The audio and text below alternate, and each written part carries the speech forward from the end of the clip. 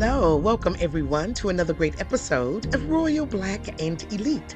I'm Lady TrenettWilson, your lecturer and social historian. Today's lecture is very interesting because talking about magicians and illusionists in the Black culture is really rare. Most people can't even name a magician within the Black community. And that's because are really spiritual people, or at least we once were. And many of us believe that magic is, wrong and it shouldn't be looked at. And so that's really kind of the reason that Black people have stayed away from it. But back in the 1800s and 1900s, magicians and illusionists, they traveled all around the world doing magic shows as a form of entertainment. And so they didn't have TVs, of course, as we know, and social media. And this is the way they entertained others. And so one man who really stood above the rest, he traveled all around the world, was named Wilmont Barclay. Now his life was kind of a mystery, just like his tricks that he performed. If it not for the newspapers and eyewitness accounts, we wouldn't have even known about this man or the whole Black contingent of magicians that existed during that time. Now they called him King of Hypnosis because he could hypnotize people for many days on end, including himself. But he rose to fame and really was known most for teaching Harry Houdini how to escape from handcuffs. So thank you for joining me today. Don't forget to like, share, and subscribe. Hello, subscribers. All of my royalers, hello. And thank you for joining me. And if you're new, hello. Thank you so much for joining me. Now, don't forget, you can click down below and get my Royal Black and Elite book. This one is getting ready to go out of print as we go into the second edition. I mean, all of these new great people that's going to be in the book. So don't forget to go down there. I've left a link for you. Now, let's talk about Mr. Wilmont Barclay. Now, Mr. Barclay was born in Jamaica. So he was born in Kingston on February the 28th, 1877.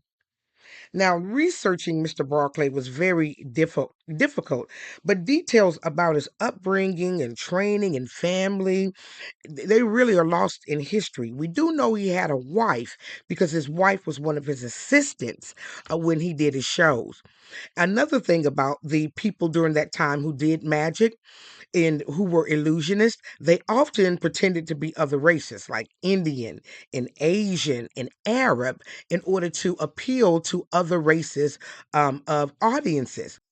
And there were many other people who were magicians at that time as well. Barclay just rose to be one of the best. There was one man named the Great Black Hermit. He wrote a memoir about his life. And so that's how we know some of the things that happened around the magician world at the time.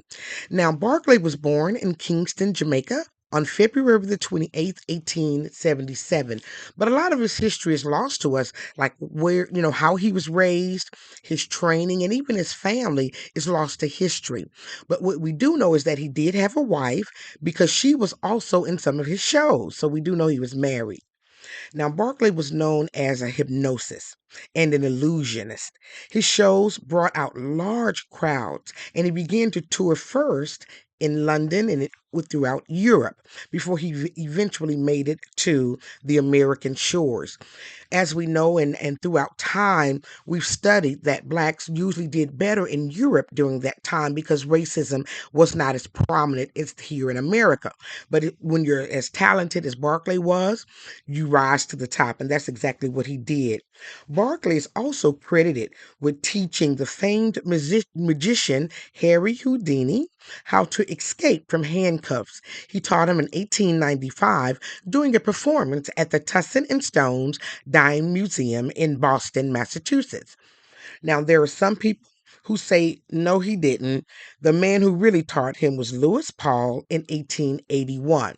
However, we know that he was there with Harry Houdini at the time, and that black men often, or black people, period, often did not get the credit for a lot of the work and even inventions during that time. So it didn't matter. His work stood the test of time, and Barclay began touring Europe in the 1900s.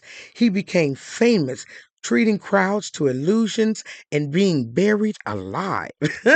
When he hit the American shores on August the 23rd, 1903, the New York Times printed an ad about the show that he was going to do. He was doing a show at the Hubert's Museum in New York City.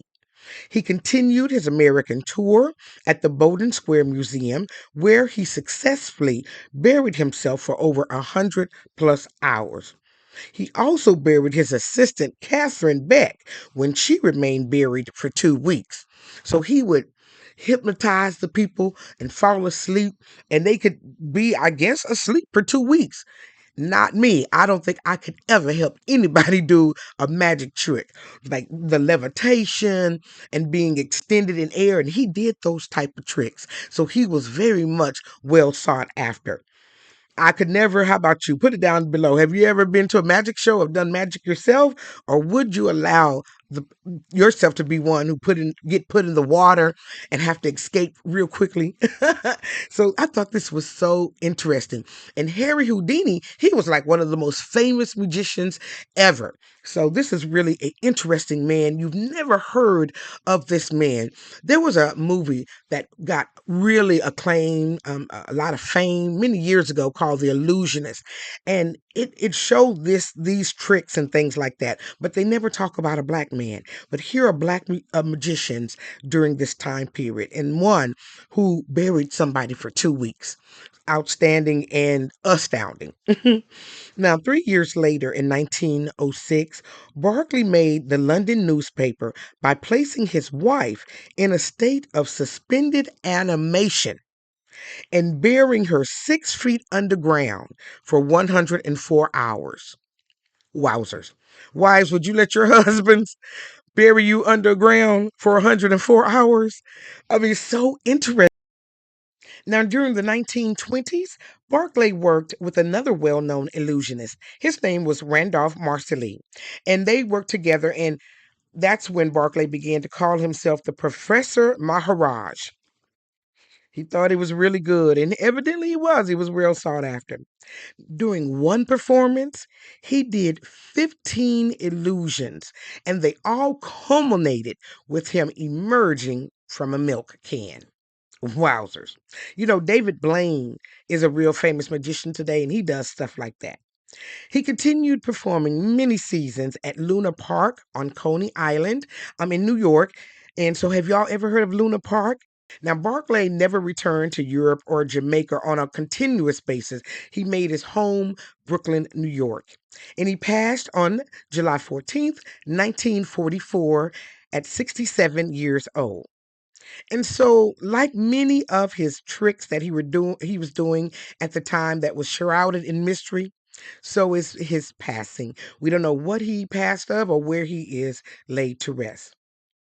So that was all about someone we would have never known about, Mr. Barclay. I hope that you enjoyed today's lesson. And I told you about a source that I used. It was called Conjure Times, Black Magicians in America by James Haskins.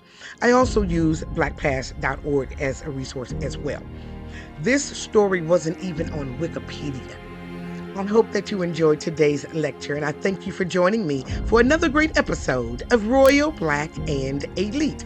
Don't forget to hit that like, share, and subscribe button, and log down below for some other great stories throughout our Royal Black history.